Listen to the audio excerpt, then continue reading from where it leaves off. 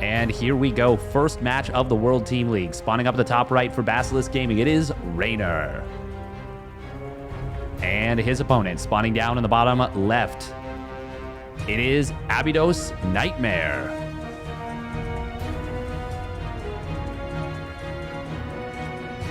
Okay.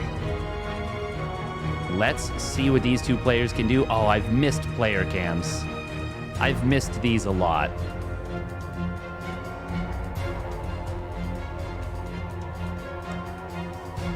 Now, one match that I think could end up actually being pretty important in this series, it is first to 4 points, 3 sets of best of 2s. So Reynor and Nightmare will play 2 matches, Serral and Cure will play 2 matches, and then the match that I'm alluding to that could become a very important match is going to be SOS versus Trigger.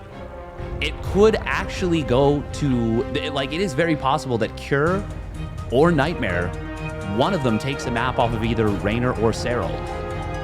Serral, I think of him as a player that is pretty close to bulletproof. He is going to be extremely difficult to take a map off of in this entire season. It's going to take outplaying him to an unreal degree.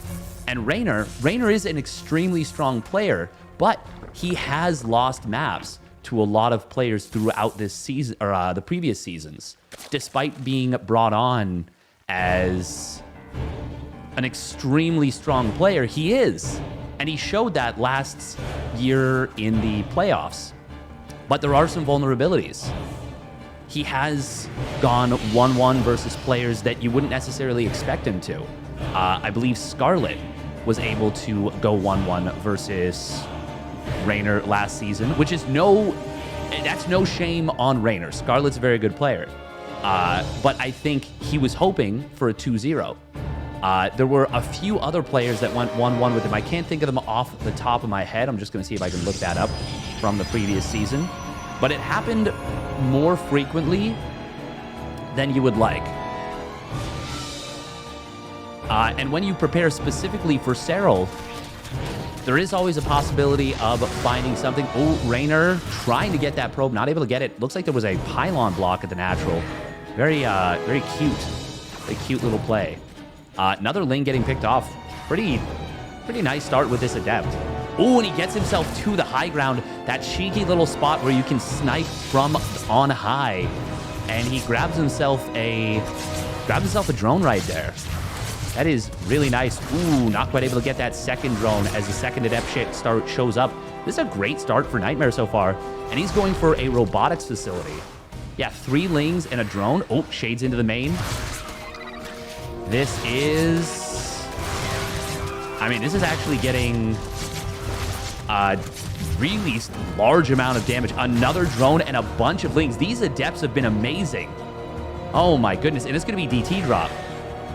It is going to be DT drop coming on out of Nightmare Reynor. That is way more damage than he is supposed to take from 2 Adepts. That is such a good start for Nightmare. Now, that's not going to guarantee that he wins the game. 2 drones, 9 Lings, and the Adept survived, though. That wasn't supposed to happen. Not in the slightest. Yes, so Gumiho went 1-1 versus Reynor, which is another, it's another surprise, but not totally unreasonable. Dream went 1-1 with Reynor last season. Who else? Tudming went 1-1 with Reynor. Solar went 1-1 with Reynor. He actually had a lot of players in the first 4 weeks. No, sorry, the first 5 weeks. Ragnarok went 1-1 with Reynor. This is pretty big for Reynor if he can get these pickoffs, though. 2 of the Adepts will shade out. Oh, but they get saved by the War Prism. That's kind of nice. This could look like Resonating Glaives. DTs are warping on in. We are going to see the Spore Crawlers trying to get some work done. Trying to finish up here in this 3rd base. Ooh, nice job with the War Prism right there. DTs. Oh, they're going a little deep. Oh, one of them gets surrounded just in range of detection. That is a big find for Reynor. Nightmare. Oh, no, he's going so deep. Oh, Reynor might have been able to get the catch. He still can. No, oh my goodness. Nightmare is playing with fire He stuck his hand into the fire like 4 times there and somehow didn't get burned. Wow. He got away with one. Reynor also went 1-1 with Clem, but that's very reasonable. 1-1 with Scarlet, like I said. Yeah, in the first 8 weeks of the World Team League last season, he went 1-1 with his opponents 7 times. Regular season Reynor is... Oh my god, he also went 1-1 with Ryung. So 8 of 9 times, is that right?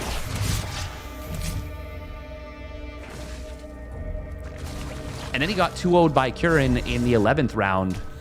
Damn, yeah, Reynor wasn't electric. Oh man, these DTs will lose another one of them. It's so important to keep the DTs alive. So important to keep the DTs alive. It is crucial in this kind of a scenario. Now, what do we have from Reynor here? We've got Roach Speed on the way, +1 missile, already starting up that Baneling Nest. The thing about Reynor is he can manufacture wins from positions that you wouldn't expect. And is this one of those positions? I still think he didn't have the cleanest start. Oh, Stalker. Nice job right there. This is a ton of Blink Stalkers, actually. DT in the main base is finding some drones. This is pretty darn nice, I gotta say, from Nightmare. That is a lot of Stalkers here. Nightmare, I do think he has the 2nd or 3rd best Blink Stalker micro in South Korea. Oh, and he's going to blink forward in on top of these Ravagers. We'll take down a couple of them. Reynor's in so much trouble. He is going to lose everything right here. Is Reynor... Can he even survive? 6 more Stalkers being warped on in? Oh my goodness, Nightmare. If he gets the dub right here, that would be gigantic. The Queens are desperately trying to hold the line, but they're out of transfuse energy. Stalker's going to blink forward, not able to get that Roach, but this is looking so good right now for Nightmare.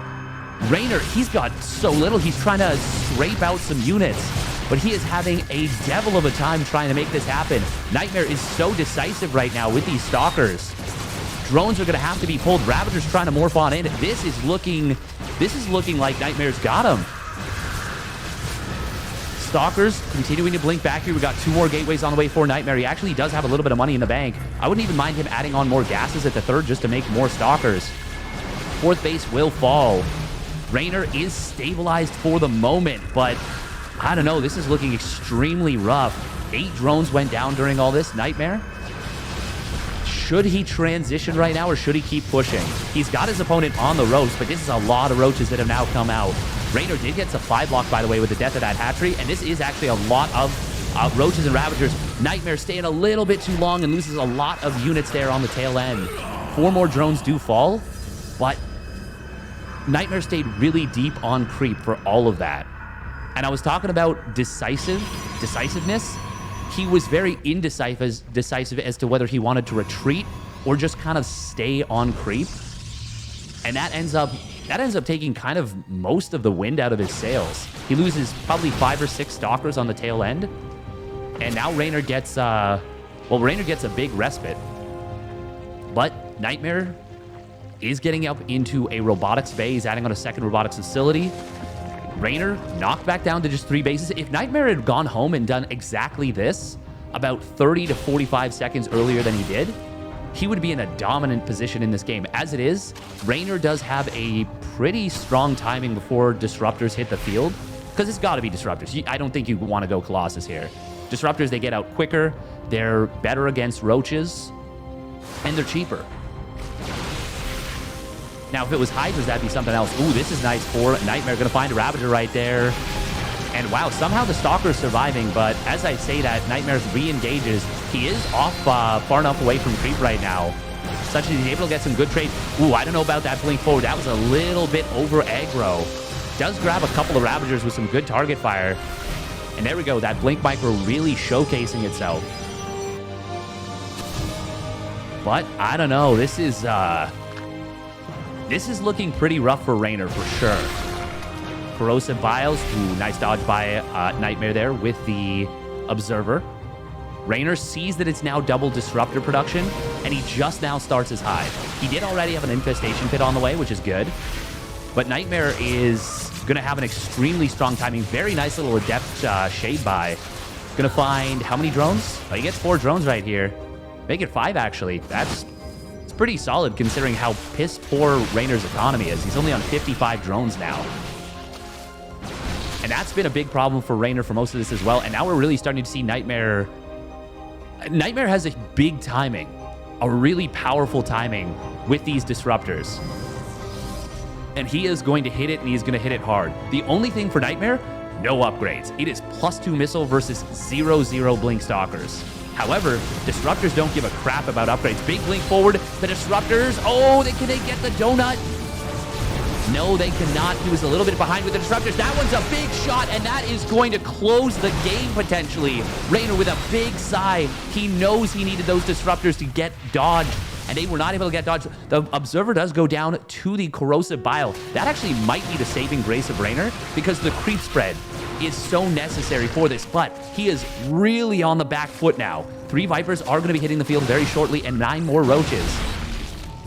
Disruptor does get split against. Oh, that's going to be a good shot, though. I don't think those Hydras have speed. And the Disruptors, they're keeping the Zerg army away from this 3rd base. Now, Nightmare is not decisive about targeting the hatchery. Oh, but now he's decisive about going in after this army. That is going to be way too many Blink Stalkers, and Nightmare is going to put his team up 1-0. Fantastic start here. And they're looking like it's just another day at the office. And here we go for game number 2. Spawning down in the bottom right for Basilisk Gaming, it is Reynor. In the blue. And his opponent spawning up at the top left for ABYDOS. It is Nightmare with a stunning performance. Absolutely fantastic. Really getting the job done there. That is more... That is exactly what his team needs from him. Exactly what his team needs. A huge result. Going up 1-0, taking a map off of Reynor. This now throws open the door to force an ace match. Now, there's no guarantee that that's going to happen. And even in an ace match, you are... Well, you're going to face a tough feat. But, who knows? Maybe Nightmare completes a 2-0, and then SOS 2-0's trigger. Maybe... Cure manages to find that form he found in the playoffs of last season. Maybe he takes a map off of Serral. And then, you know, SOS 2-0's trigger. There's no guarantee, but there is a path forward to victory now for ABYDOS. 100%. Before, there was not. If Nightmare doesn't get a map here, well, it's not that there was no path to victory. It's that it's a really tough one. A really tough one.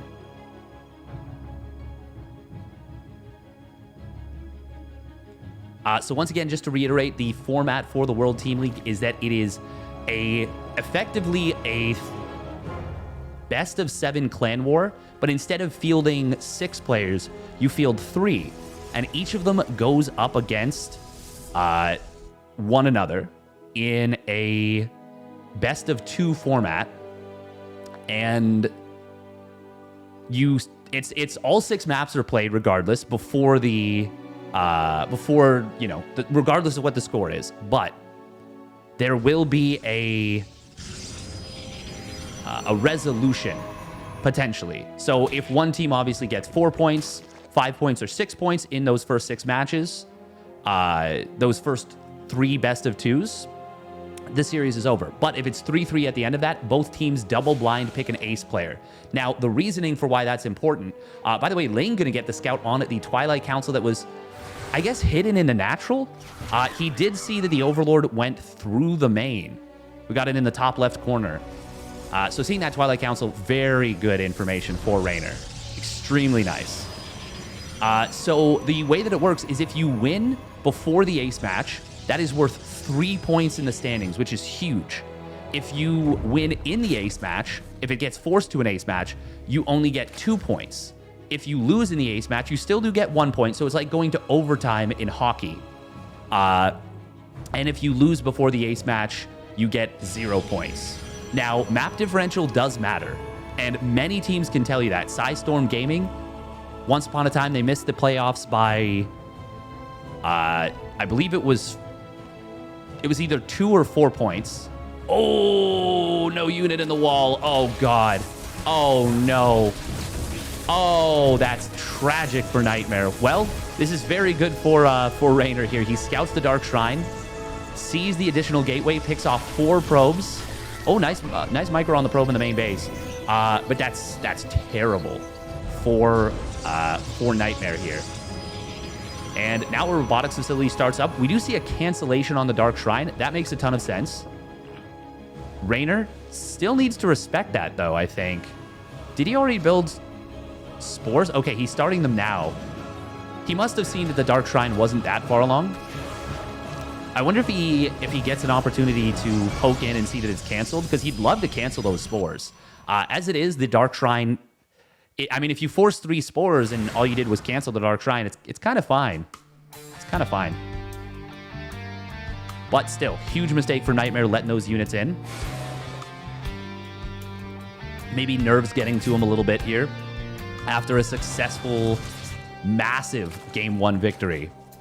And at this point, even if Nightmare literally hadn't built a worker and had just sat there in his base doing nothing for the entirety of Game 2, he's done his job. Taking a game off of Reynor is 100% all the heavy lifting you can ask of him. But of course, if he takes 2 games, I mean, then he's... It almost doesn't matter what the results are. He's MVP of the week. Actually, that's not true. It does matter a lot what the results are. But I mean, if ABYDOS went on to win 4-2, for example, he would definitely be MVP of the week if he were to 2-0 Reynor. But that's a big ask, and he's in not a great spot right now. Reynor is cutting worker production at 53.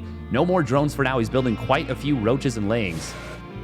We do see Nightmare getting up into disruptors. I wonder is Reynor going to try and hit a timing? He does have roach speed on the way, but there we go. He starts up a couple more drones. So it looks like he just wants some units here. Okay. Does get the scout on the robotics bay. That is good information. Maybe he was just worried about a big attack. The thing is, by slowing his droning, he is going to have a little bit more difficulty dealing with these disruptors in the future. So I certainly don't hate Nightmare's position, that's for sure. Now, he does need to deal with this attack. He's got a lot of these adepts on the other side of the map. That's 12 supply that isn't going to really help him hold this. Oh, especially if it runs into the army. This is very good for Reynor right here. Reynor will find 2 of those adepts right away. Now, that's 4 free adepts. Not that they were, like I said, going to do much in the main army fight. It's all about these disruptors. Now, we do have Lings on the right side. They're going to be trying to get into this main base here, I believe. And, oh, Nightmare, not again. Not again. No unit in the wall. Reynor, just go into the main. Go into the main. Yeah. 3 probes force a ton of lost mining time. Adepts are going to warp in a really nice position. Excellent Sim City. But, man, he's already lost 7 probes to these combined run-bys. That is not what you want to see. The SimCity from Nightmare is making this dealing with this a lot easier, but this is still unfortunate. He doesn't want to be warping into depths right now, certainly not for defense, and he definitely doesn't want to be losing probes. I think Reynor right there tried to bait the disruptor shot to friendly fire the probes, but Nightmare's not an idiot. He does lose. Oh, that's so sexy. Oh, Reynor's waiting till there's action, and then he's gonna send those banelings in. Oh, that is such a sexy play.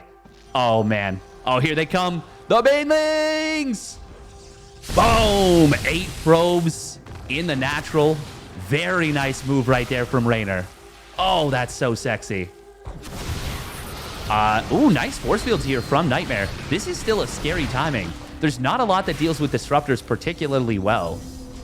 Now, that is it for the force fields. Disruptor's going to swing around to the right side. I do think Blink Stalker Disruptor is one of the like better ways to play, especially against a player of Reynor's caliber who is so damn good. You need those big power units like the Disruptors. We do see a big fight breaking out on the right side. Disruptor shot. Ooh, nice job from Reynor. He baits it out. Another one going to get dodged pretty easily. That's half the Disruptor shots on cooldown right now. Reynor's got a lot of stuff. He's going to try and swing in from 2 angles. Oh, he baits out another Disruptor shot. Very nice job. And he takes down the Observer with the Corrosive Bio. Ooh, that's a Disruptor. Nice split right there. Great stuff so far from Reynor. And he's got these Banelings ready to shoot at the Disruptors if they try and attack. Nice splits from Reynor again. That one does connect pretty well, but not well enough, I don't think. We do see Adepts in the third base, but 2 more Disruptors going to go down. There's no room in the War Prism. Now he puts some, creates some space. Good blink to the left side, but Nightmare is in so much trouble right now. He's down 50 army supply. Drones at the third... drones at the third base are in some big trouble. Nightmare? He will be able to push this back. Okay, it was an Immortal into the War Prism there. Yeah, Nightmare has taken a lot of hits here. And even though Reynor's lost a couple of drones, it pales in comparison to the loss of those Disruptors.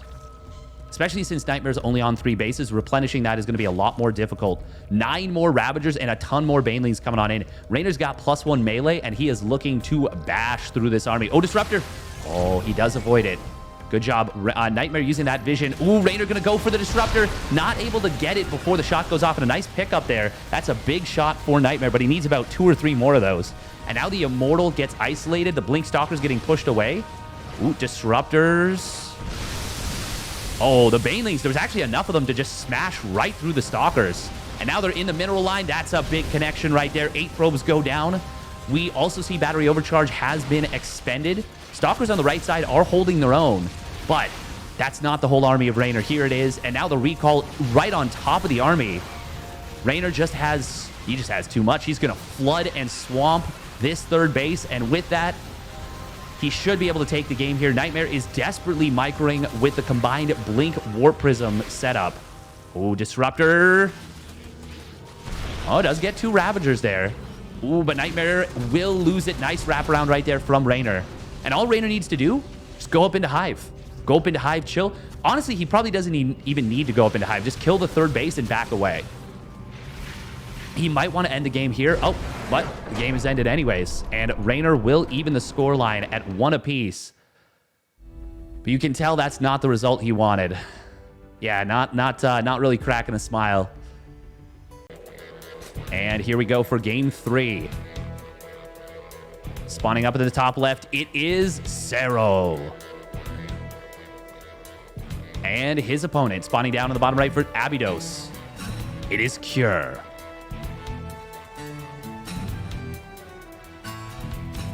Serral, I mean, what more do you have to say? This is his debut in the World Team League. And the man is just a terror. He is just so strong.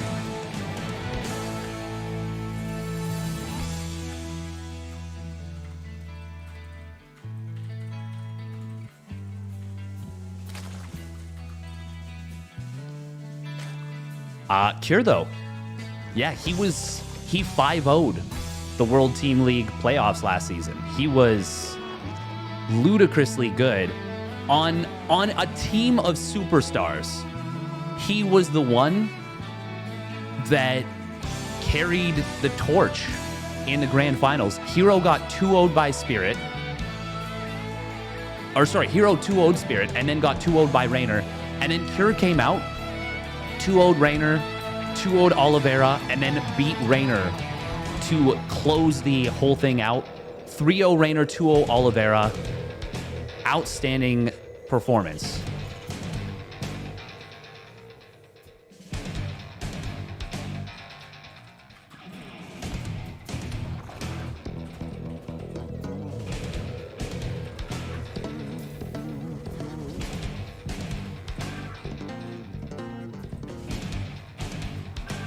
All right. What are we going to be seeing here? We've got standard openings from both players. Honestly, exactly what I'd expect from both of them. Serral, he's going to be fine against this Reaper. Should be, at least. Yeah, both players are incredibly stock standard players. They are comfy doing what they do. Oh, grenade. Gonna get knocked askew. Well, knock the queen askew, but not gonna really do anything. There's really no opening, and there it is. Fast third CC out of Cure, as to be expected. We usually don't see the Reaper getting any damage.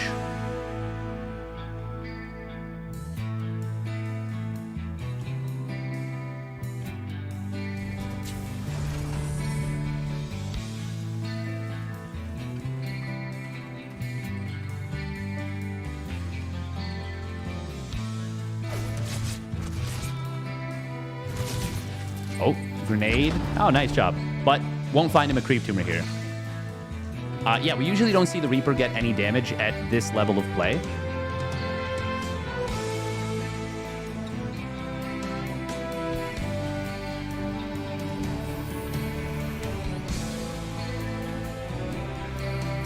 And Cure, unsurprisingly, going to be going Cloak Banshee behind this.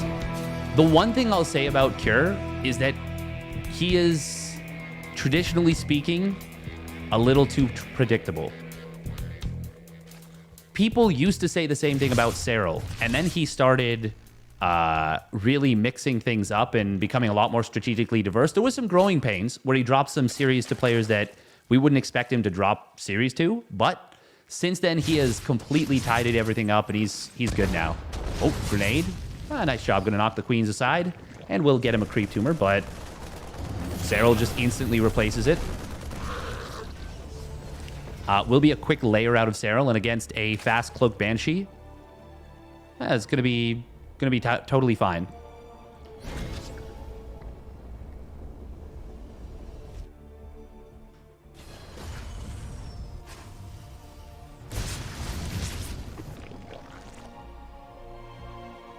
Now, what are we thinking here?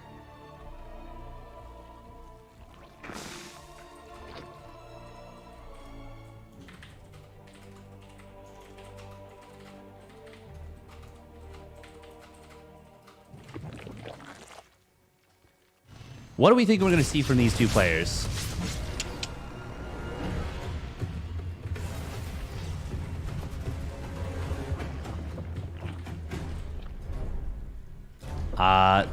Yeah, standard everything so far. Spores well-timed from Serral. Oh, looks like he got into the third base. I don't think he found any SCVs, so good job from Kieran. Nice micro on those SCVs, pulling them back. Here come the first two Cloak Banshees. Dragon Scales is a map where dealing with Ling run-bys at the third base is extremely different. Extremely difficult, I should say. Also, with... Well, I wonder if Serral's going to do something like play Mutas. So far, he's only on 4 gases, so it might just be Ling Bane. Ooh, we are going to see those queens taking a lot of damage in the main base. Good Banshee control here from Cure, but Serral equally careful with the queens.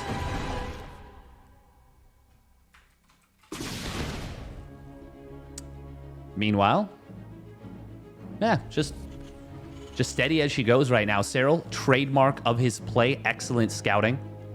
Nice to see.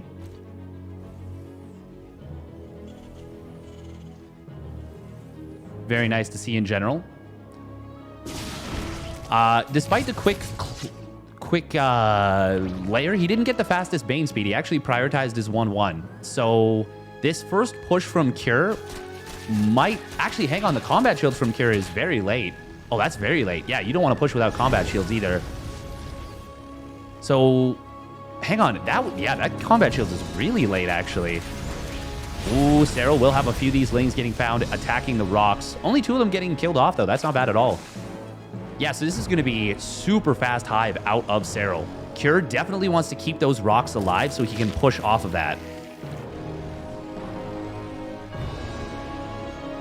As well, he wants to keep the creep from expanding in that direction. Serral, though, is... Well, he's pretty well prepared right here. Yeah, there's that 1-1. Combat shield should be done with this push. Oh, Oh, Serral with the clutch contaminate. 1.4 seconds left. That is so nice from Serral. Oh my god. Great observing work there, catching that as well. Now this is a nasty position for these tanks. That's the thing about this map is Bling run-bys are difficult to deal with. And I think there is a run-by maybe at the third base. Yes, there is. 5 SCVs do go down. Yeah, they were both looking there. Banshee's not enough to cover that. Now Bane speed is complete. Combat shields will finish before the actual engagement breaks out. Serral would really love to buy time for 1-1. He is ready to go for the flank. There it is. He's coming in from the back. Hellbat's going to try and soak up for these siege tanks and keep them alive. That's a really good position on these units, but Serral will be able to take this out. Oh, the rocks dropped. I think the rocks dropped on some of the queens. Did any of the queens die there from the rocks? Oh, I'm really curious. I know that they usually just push the units out of the way, but sometimes things can get a little hairy. Ooh, Baneling's actually surprisingly connecting on a few of those Marines. Still, this is a great start for Cure. Cure is in such a good position. He's up 30 army supply. Cure is in a really nice position to start this game off. That push was very cost efficient for Cure. Serral, ooh, not in position to protect this base on the top right. This is his 5th base. He really doesn't want to lose this. But Cure is going to be able to take it down. Excellent start for Cure. Oh, this is a magnificent start for ABYDOS in this World Team League. Now, it's not over yet. And Cure is a player that I've seen have big leads against players and let them back into the game. Specifically against Dark, I've seen that a few too many times. Nice scan right here. Going to kill off a lot of this creep. And this really opens things up. Lingbane on the right side will find this drop. Cure. Ooh, siege tanks. Gonna drop into the same position, but they're a little bit slow to siege. Target fire on the Banes is very good right here. Cure trying to get up back into the corner. The Banelings are closing on in. Cure, no! He didn't lift up! He didn't lift up and he gets cleaned up. That was such a huge opportunity for Cure. And now Serral gets a massive amount of breathing room. That was... If Cure saves every Marine right there, he might just run away with the game right here and now. Instead, it is Serral who has evened the army supply up pretty much. 2-2 upgrades are faster for Cure, but not that much. Serral's got adrenal glands on the way. He's got that Viper finishing on up. Oh, that's exactly the situation I was talking about. Cure was in a great position right there to potentially just end the game. If not, create a snowball. Nice job. Does get a couple of these Banelings. And will clear a little bit of this creep. But, oh man, that's painful for Cure. He's still in a position, in a decent position. But a decent position against Serral is not a comfy one, that is for sure. Serral does push this drop back. I'd love to see some spores in the main base for Serral to try and push this back. Queens will drive those Banshees away. Cure is very good at retaining these Banshees, by the way. Serral, no +3 armor just yet. No +1. There we go. As I say, that literally starts it up. That is the next stage of upgrades if you're going into those Hydras. At the very least, you want the +3 Carapace for sure.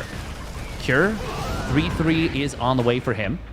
But he won't have a massive 3-3 timing. The way we used to see in, you know, Layer Tech Mutiling Bane with like 95 drones. Also, Cure went for the +1 vehicle weapons, or plating, which is interesting. Ooh, Parasitic Bomb going to come in on these medevacs. Cure kind of snoozing there. Oh, nice splits. Good stuff. He was a little bit slow to lift his units up. We will see another massive drop on the right side. This is like some really dedicated stuff here with the heavy Marine play. Heavy Marine medevac play. And I like it on this map. Ooh, he's got to lift up into the medevacs. He's got to get out. Okay, does manage to save most of the Marines. Serral. Ooh, he's going to try and hit across the map while so many units are on the other side of the map. But he realizes there's a few too many tanks there, and that was going to be like 40, 50 Marines unloading from the medevacs very shortly. So he didn't want to lose those. Parasitic Bomb on Banshees is not the best usage of Viper energy. But at the very least, he will kill one of the Banshees. The second one does survive able to outlast the full damage from full HP. Ooh, 4 Overlords morphing into Dropper Lord form. Serral, oh, taking advantage of the fact that Cure has not been paying attention to his drops as quickly as you'd like to see.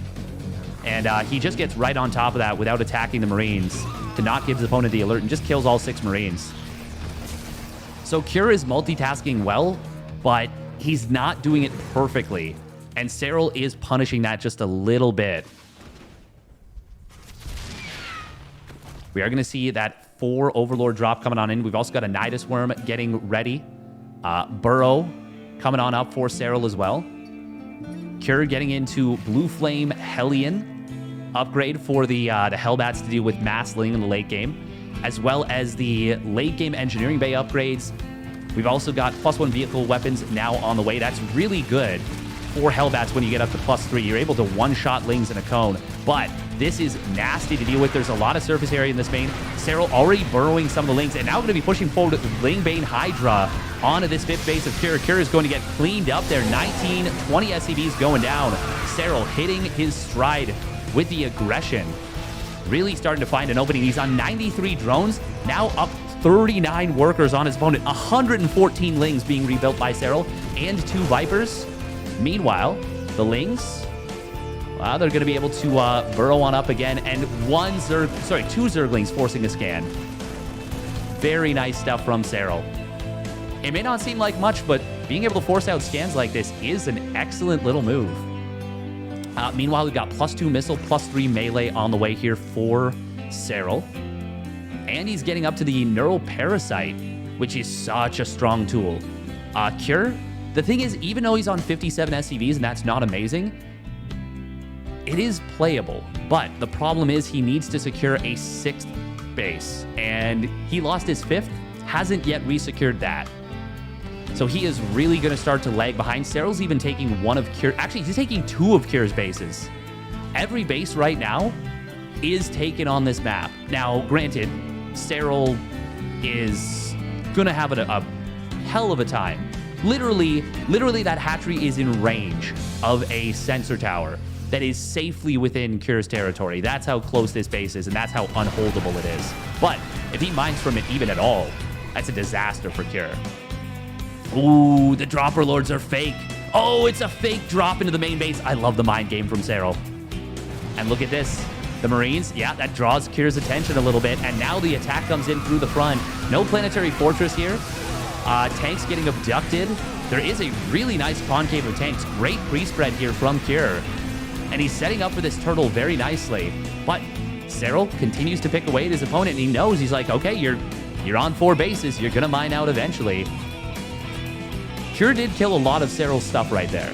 In terms of cost efficiency, that was good for Cure. But Cure is going to be so broke, and I love this. Oh, this is so sexy. So Serral sends a full saturation, a full base saturation over to that base, and he puts a Nidus Worm there so that he can retreat the drones instantly from that position.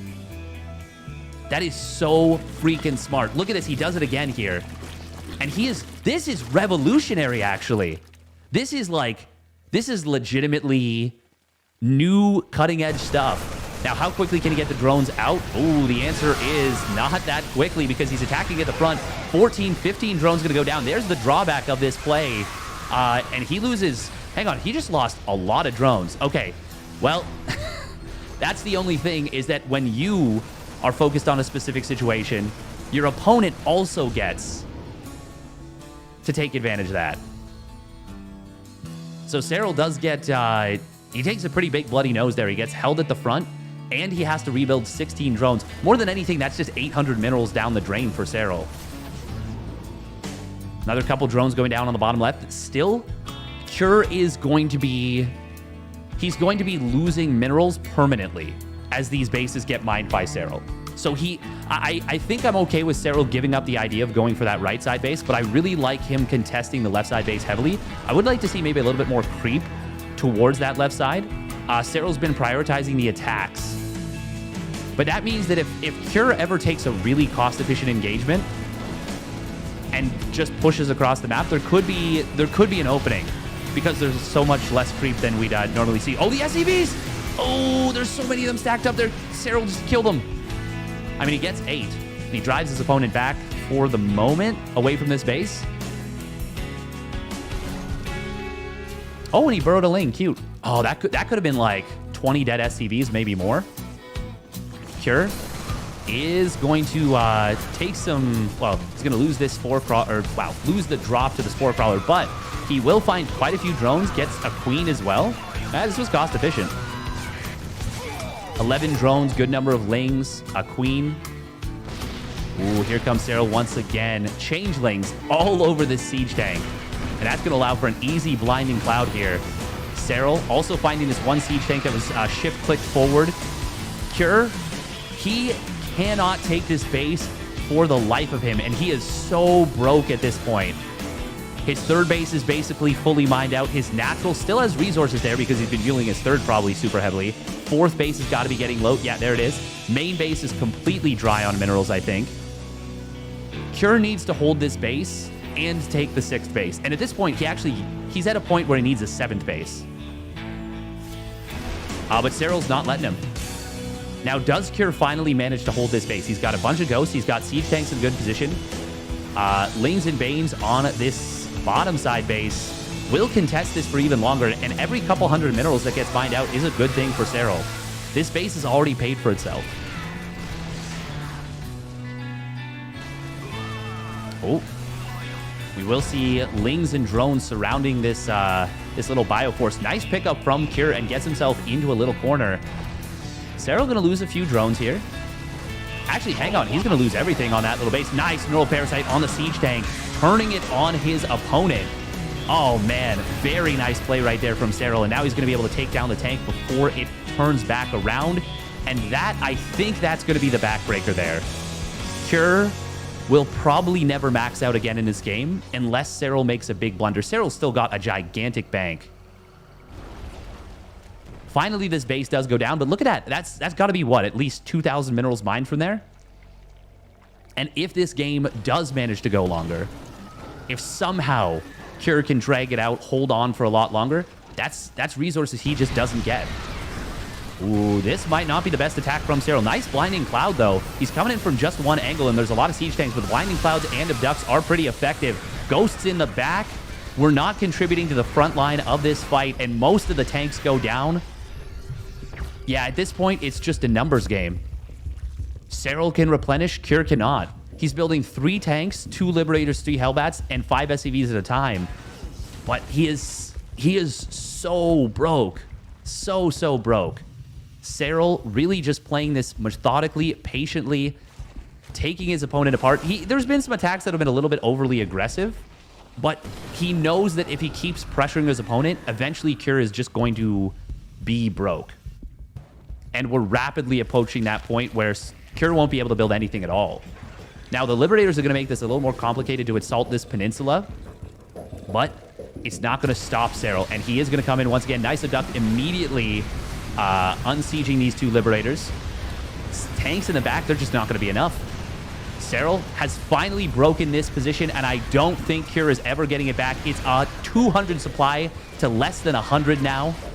Cure, he's held on as best he could, and he's done a pretty solid job of it. But Serral is just... he's too rich. He got too much of an advantage early on. Oh, and look at this. He's going to mine from this base again. Very cute.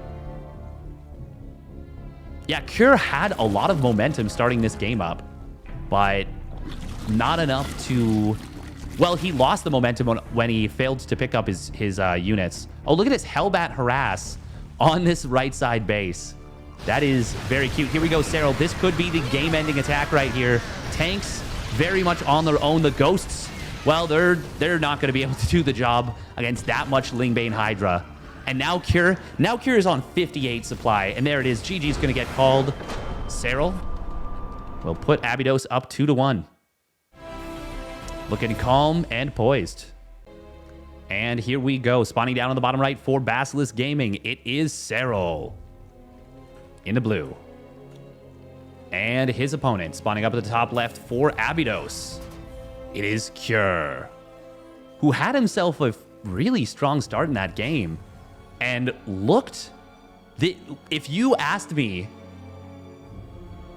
if I expected going into the mid-game of game number, or I guess going into, yeah, about halfway through the mid-game of game number 3, if it looked like ABYDOS was going to be 2-1 up in the series, or it looked like there was even a chance of that, I would call you crazy.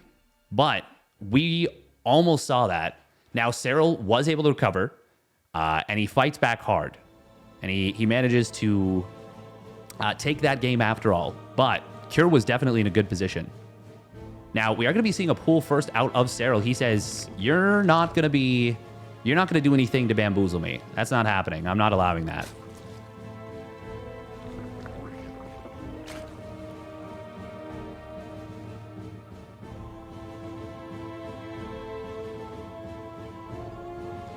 All right.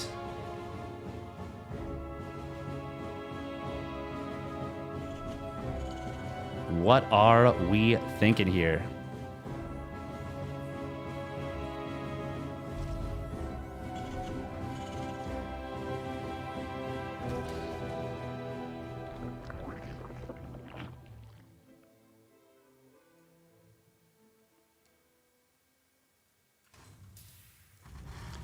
What do we think we're going to see? Cure scouts. He's going to keep this Reaper at home because, well, for simplicity's sake, basically.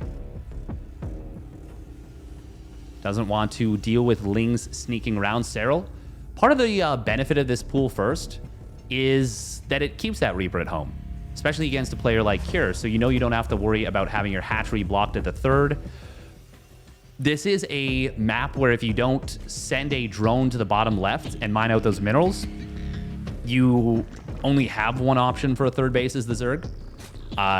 Now, you can kind of play around that, but I think Serral, more than anything, wanted to make sure, one, he was safe against proxy racks, two, that he was able to take that base on the right side. Ooh, that's a lot of damage on that Reaper. Does get away, no problem, but was rather close.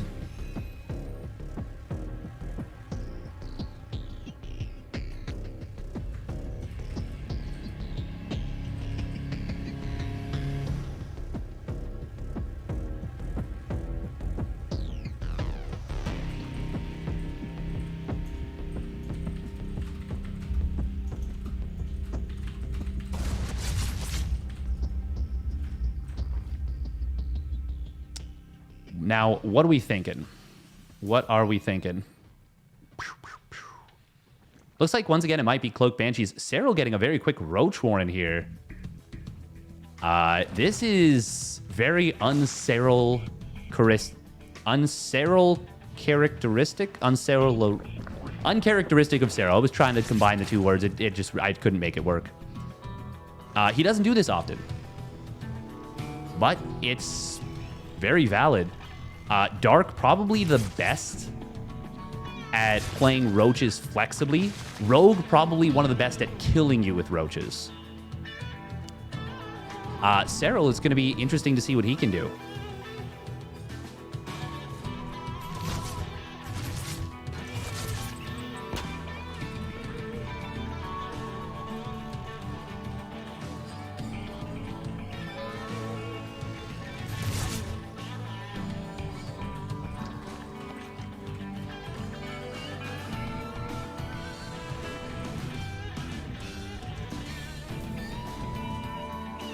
Yeah, it is going to be that quick layer out of Serral. We've got the spores coming on up, and unsurprisingly from Cure, he's going for his stock standard. We are going to see, Overlord. Well, that's going to stay alive for a little bit longer, which will give Serral, I guess, more time to replace it.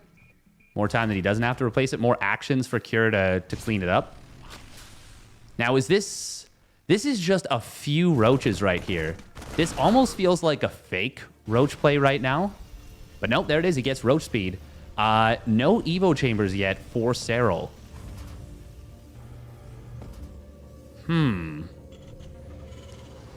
Roaches without upgrades. Oh, wow. That is a fast infestation pit. Okay, there's the Evo chambers coming on in now. That is a really fast infestation pit. Is this just going to be like the world's fastest hive? I am really curious as to what we're looking at right here. Hydra Den as well. He actually skipped Ling Speed for a lot of this game too. I am so curious. Is Serral going to go melee upgrades? Or is he going to go missile? What is this? This is not how Serral usually plays. By the way, he pulled the drones away from the third there.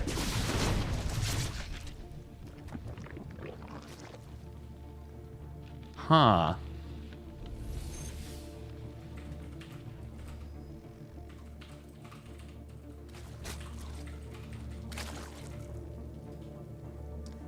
That is such a fast hive.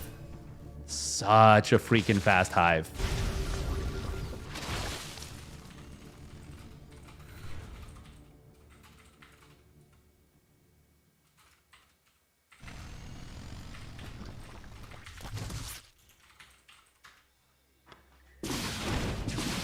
Banshee's gonna take down the cooling towers in the middle. Collapse those rocks in on top of this. It's funny to see the changeling just like walking through. Like, don't mind me, it's okay. Nothing to see here. It will be 1-1 roaches into a very quick lurker play. This is very different from Serral. Talking about strategic diversity and talking about trying out different things. Serral's doing some cool different things. By the way, very nice timing from Kier on his armory. Getting that within about 10 seconds of perfection, which is always nice.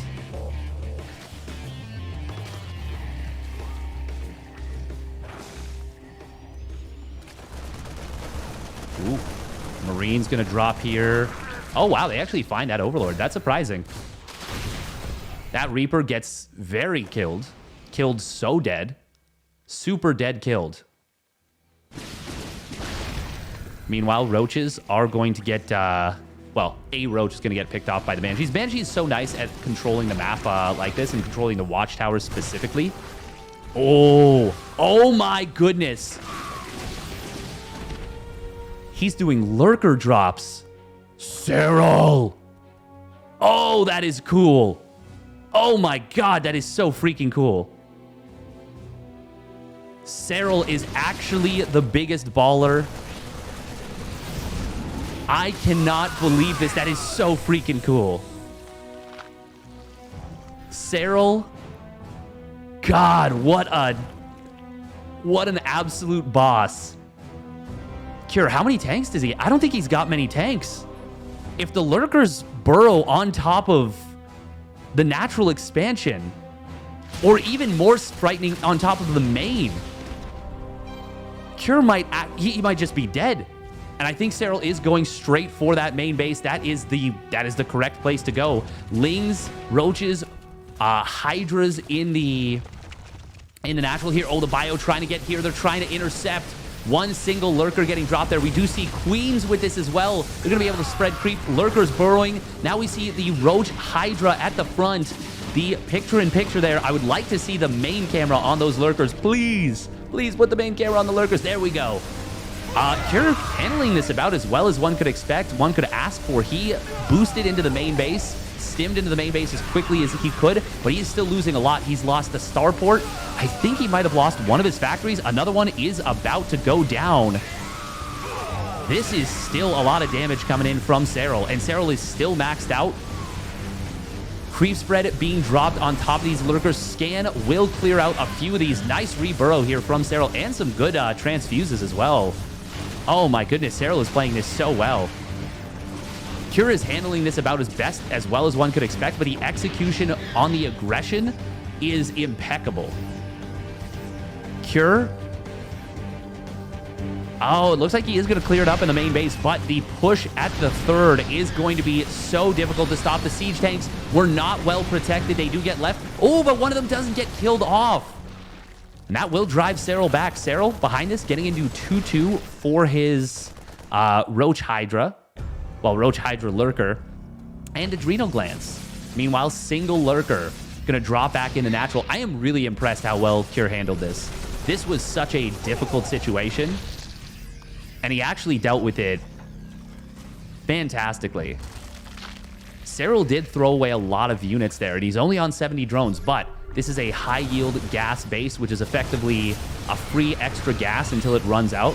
Oh, pushing up this ramp. There are lurkers behind this. And there's only 2 siege tanks. They were not helping out during that fight. Meanwhile, Roach run by on the left side. Serral going for some super cool stuff. We are going to see the... Well, the Roaches, they're going to get... Oh, he's just going to sack them. Hold position coming in on the SCVs. But he didn't actually catch the Roaches. Still, this will get cleaned up. Nice target fire on that one Marauder to at least get a little bit of value. Oh, Serral, no, not like this. That is a lot of units running into these bio units. Cure is in a really good position actually now. Serral is on 5 bases, but the creep is not outstanding. There are definitely opportunities here for Cure. I can't believe Serral actually went for lurker drops. Oh, medevac does go down. Serral recognizing my Hydras feel a little too slow, and he will start up that Hydra speed. I've also got a Spire on the way. I wonder if he's going to go for a Brute Lord switch. That would be really good in this situation.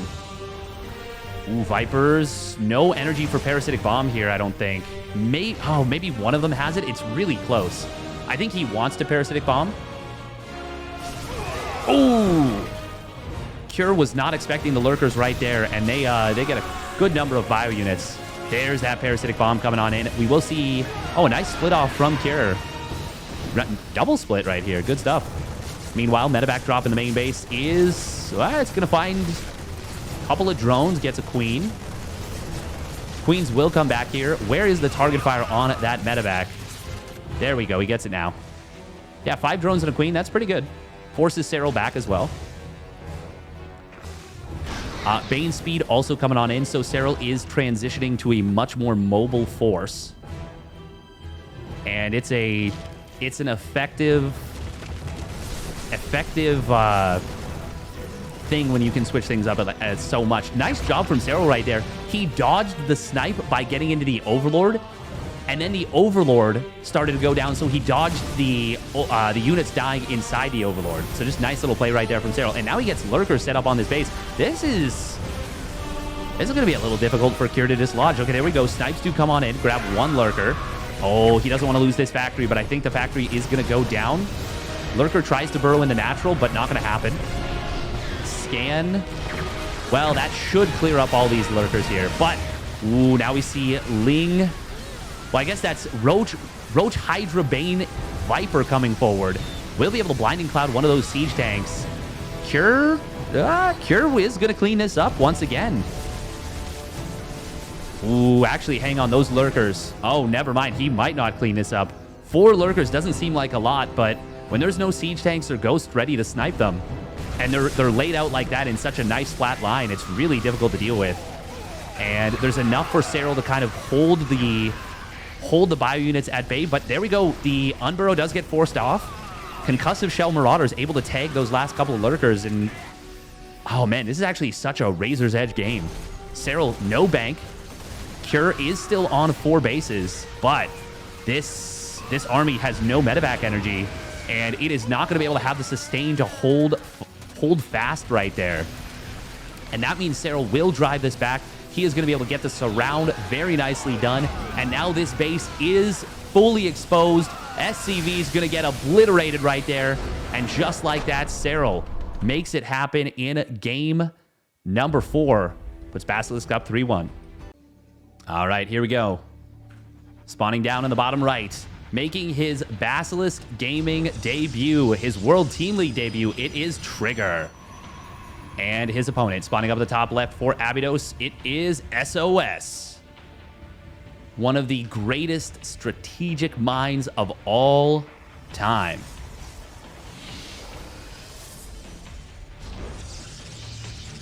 I think people would agree with that statement. I think a lot of people would say that.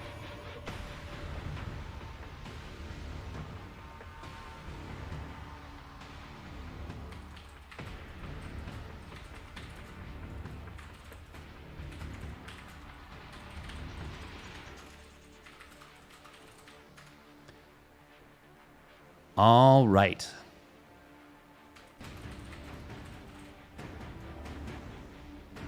What are we seeing so far?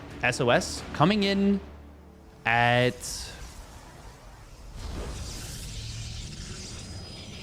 Yeah, that's a normal timing. That's a normal timing. It's Trigger who... Did Trigger scout? No, Trigger scouted at a really late timing.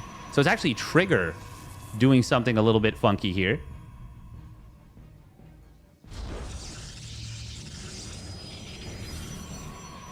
It is going to be double gate versus double gate. SOS, of course, he knows his reputation, and he leans into that reputation. That reputation gives him strength and power. But this is the first time he's played a match of this, I guess, importance in a while. And the pressure is on SOS to 2-0 this. And Trigger is a relatively unknown opponent. I would not be surprised if Trigger's able to take a map or even maybe get a 2-0. I really do have a lot of stock in Trigger's PvP. I think it's very strong. Now, we are going to be seeing double Stalker versus double Adept here.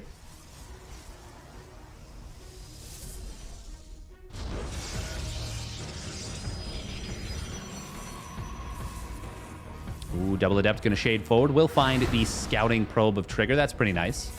Meanwhile, behind this, it's a single sentry from both players. Okay, there we go. Stalker coming on in for Trigger now. SOS.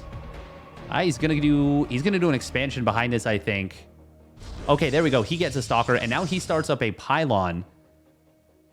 I do still think SOS has plans to expand, though. Ooh, double Adept. Nope, not going to shade forward. Trigger was ready with the probe on the ramp anyways. Is this going to be proxy DTs? Proxy Stargate? What's it going to be? Is it a fake proxy? I still just don't know. Okay, Twilight Council, but it's at home. Ooh, I think this is going to be proxy DTs. I think we might just see... I think we might see SOS trying to take advantage of the fact that Trigger really loves to cut corners at every possible opportunity in this matchup. SOS getting full scout right there. Does see his opponent's Twilight Council. Ooh, there's no probe. Probe. Trigger, he's struggling a little bit here. That was sloppy. That was very sloppy from Trigger. But he will get this around. Loses 3 probes though. That was really sloppy from Trigger. That shouldn't have happened. Definitely showing some nerves there, 100%. He's now down 7 workers, and it is going to be that proxy Dark Shrine. We see SOS going for a robotics facility here. Yeah, Trigger is having a bit of a difficult time here. I can say that instantly with almost guaranteed certainty. Oh, does pull back the sentry. Good stuff. Ooh, will he save it though? Oh, he drops the force field. I don't think that force field did anything because he had to stop to drop it, but he keeps the sentry alive. That's important. However, it means no hallucination for the next little bit. Trigger does shade into the natural with a couple of depths of his own, but only gets 1 probe. Ooh, the Dark Shrine gets scouted, though. That is big. No, don't go for the pylon. Go for the Dark Shrine. Because if the Dark Shrine finishes, he still gets to warp in the DTs. He's okay. He's just going to pull back. Clearly a little bit afraid of what his opponent can do to him. But then why even leave the Stalker there? I guess he wanted to see if it was canceled. Oh, Trigger, that's... Yeah, Trigger's playing... He's fumbling a little bit. I don't believe SOS... I don't think SOS started Blink. Did he? I might be tripping. I really want to see the upgrades because I'm not 100% sure on this. Dark Shrine does complete, though. SOS going straight up into charge. This is still a good situation for Trigger, I think, because he spotted that Dark Shrine. And I am pretty sure he's got Blink and his opponent does not. which is a huge opportunity. Now, Trigger is playing this like his opponent has Blink. He's assuming that SOS got Blink. Behind this, both players similarly timed third Nexus, very similarly timed Forges as well. Trigger does have maybe a 10-second upgrade advantage, maybe 20, if he starts his +1 right away. No guarantee he'll do that, though. Hopefully he does. Trigger, I really hope he can stay focused. Actually, he won't be supply blocked. The Nexus is going to finish. Okay. He's a little bit supply blocked at 78, but not bad. I think it might have blocked a little bit of probe production, but not the end of the world. I am definitely most worried right now about Trigger's mental. Because playing a tournament at this level is different. It is just entirely different than playing ladder, than playing a weekly cup. Getting the experience and knowing that a team is relying on you is a completely different experience. I alluded to SOS maybe being a little bit shaky because it's been a long time since he's played a highly competitive match. But he does have a lot of experience in team leagues. By the way, SOS, he is so animated on his camera. He's doing the MVP wide open jaw. That's something I also am... I also do quite a bit when I'm playing. My jaw hangs open when I'm focused on something else. So it's good to know I'm in good company with both SOS and MVP, two all-time greats. Behind us, we do have a Templar Archives already done for SOS. SOS, yeah, he's just going Charge Lot Immortal, probably Archon here. Stalker's really just an afterthought more than anything. And that is uncommon. That is really uncommon. Mass Blink Stalker is the way. SOS. Oh, he's the one who's a little bit supply blocked here. DT does get into the natural expansion. Will find 4 probes, but Trigger seems to have settled down a lot after the early game. He seems to have found a little bit of his rhythm. SOS, meanwhile, he's actually the one floating a fair bit of money. Even after the warp-in, a full warp-in round, he's still got nearly 700 minerals in the bank right as he finished that warp-in. So I think he might have missed the warp-in timing by a little bit. Trigger hasn't started his +2 attack. He is getting into a robotics bay, though, and his own charge. And the 4th Nexus for Trigger is much, much faster. Okay, there we go. There's the +2 weapons for Trigger. Oh, SOS. Not going to find his base on the right side. And ooh, Trigger, though, is getting caught out of position. He didn't see this army until, well, pretty late. This looks really good for SOS. Oh, getting these units into the natural is big. That's 4 Immortals, by the way. And now the Zealots have run into the... Is it the natural or the main? I'm not sure. We are going to see Guardian Shield popped on both sides. Battery Overcharge will be very beneficial here for Trigger.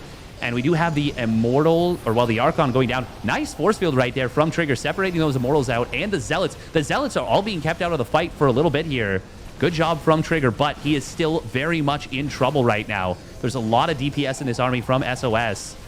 Trigger, oh, he's only lost 7 probes somehow, despite all the Zealots getting in there. But it is still looking extremely difficult. It's a 30 army supply lead. Big Warpin of Zealots going to reinforce this. And I think SOS has done it. Really nice positioning here. Yeah, he's going to kill this natural expansion. Trigger, oh, looking for an opening with those Zealots, but SOS just playing patiently. Nice micro on both sides right there. Trigger targeting down the Immortals, but not able to get them. Good micro from SOS, just pulling them back out of range. SOS, even though he's got a 35 army supply lead here, he does have to still be careful. The Disruptor coming out is going to be a big issue for him.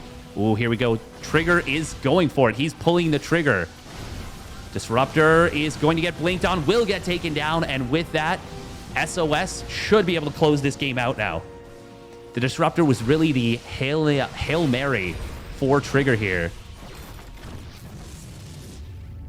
And the big problem for Trigger in this game, he lost track of the army. He lost track of the army of SOS. It just walked right into the natural.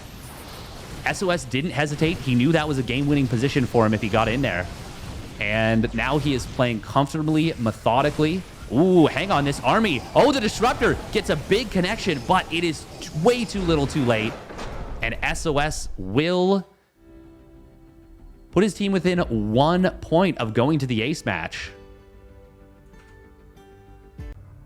And here we go for game 6. This one this one will decide whether we go to the ace match or not. So we have spawning down in the bottom right for ABYDOS. It's SOS. And I think I skipped over his intro, but it was Trigger in the top left. Probe looking around from Trigger. He was definitely thinking there could be something up here, but I mean, when you go for the low ground expansion, you've got time to do that. So I like that. It's just getting value out of the probe. It's smart. It's just intelligent. And SOS is the kind of player that would proxy gate you.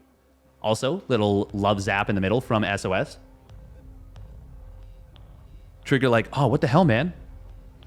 What the hell? I'm really interested to see how SOS adapts to the one gate meta, because there is a lot of important micro decisions that are made, very small decisions made in the moment, and I have not had a chance to see how SOS looks with this. Trigger, on the other hand, I know that Trigger knows this very well. I know that he's extremely familiar with this situation, and I know that he's got an excellent grasp on it. I do think MaxPax is the best in the world at the one gate expand. In PvP specifically. Oh, SOS taking a lot of damage on this probe. That's not something you want to do. So, well, he gets the pylon started, which means that Trigger can't just take the base. But you got to be careful with that. Trigger does let the Zealot finish, I believe. Meanwhile, he has not had to build a pylon, I don't think, because he's kept his probe higher on HP. Oh. Does he drop the pylon here? Oh, almost loses that probe. Well, now he can't go back in. All right, so SOS will be able to get that Nexus down, but Trigger going to get it down pretty close to the same time. Trigger does have the Stalker versus the Adept. Actually, where's the Nexus from Trigger? He started a second Stalker instead. Where is the Nexus from Trigger? Is he just going to... Oh my god, is he going to... He's building 2 more gateways. Ooh, this is important. Did Trigger or did SOS see this? Did SOS see that the Nexus was not built?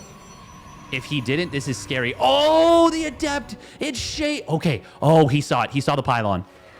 He saw the pylon. This is going to be a 4 gate. Oh, no. Don't lose the probe. That's so bad for Trigger. Good job from SOS with the find there, but he will shade into a couple units of his opponent. There's a 4th gateway being built, I think, at home. So Trigger is going to be slow warping in. Oh, SOS, though, will get into the main. Trigger, get on top of it. Get on top of the Adept. He cannot let this get away. He cannot afford to lose probes here. Oh, he's got a shield battery. He's fine.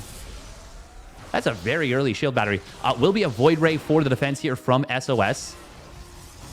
Does this end up going down? This is a big test for SOS right now. MaxPax he started his career. He started the career that is now culminated in him defeating Maru in the grand finals of a big tournament. He started his career off the back of excellent defense in this. I am super curious to see how SOS handles this. Against 4 gate, not just 3 gate. This is a lot more difficult to deal with because there will come a point where there's a number of Stalkers that can one-shot a Void Ray. There's 1 Void Ray already out. Shield batteries at the natural. So far, this looks pretty good from SOS. He does need to reinforce that pylon. Very importantly. Okay. Oh, Prismatic Alignment got activated there, and he doesn't really get anything for it. Oh, he's stepping a little bit too far forward with that Void Ray. Got to be so careful. You got to be so precise with this. Trigger really putting his opponent to the test here. Prismatic Alignment does expire. 1 Stalker going to get one-shotted. Another one getting taken out. All 3 Stalkers going down very quickly. And the Void Ray does find 1 of these Stalkers for Trigger, but Trigger is doing a lot of damage right here. Second Void Ray just now joining on up, and most of the shield batteries have run out of energy. The Void Ray barely survives. Prismatic Alignment does get popped on the second Void Ray. Nice wall from SOS here. Ooh, that's a good force field from SOS. Trigger, can he get the Void Ray? No, he cannot. The battery overcharges just enough, but it is still tempo advantage here for Trigger. SOS, ooh, that sentry does manage to sneak back through both these Void Rays. Solo and HP, one of them goes down. That's a huge loss for SOS, and Trigger will take the natural. SOS not going to be able to hold this position. We've got so many more units coming on in here. This is for the match here. We are going to see, oh, another Void Ray going down, and just like that, GG gets called. Trigger takes down the master of strategy, and he will take down this game. That's a big smile from Trigger, bailing out his teammate Reynor. You got to be happy about that one. You got to be happy about that one. Huge debut for Trigger here, where he comes out and just gets the job done. Gets the job done for his team. Reynor goes 1-1 versus Nightmare. Trigger comes out with the 4-gate and gets it done. What more can you say? Well done.